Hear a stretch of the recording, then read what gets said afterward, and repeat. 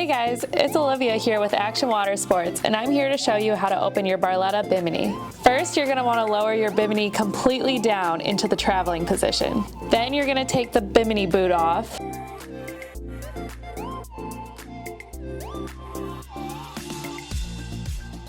Once the Bimini boot is off, you can raise the Bimini completely up using the button.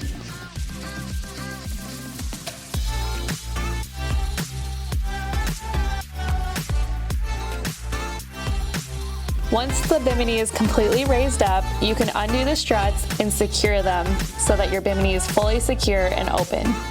Once the struts are secure, you're good to go.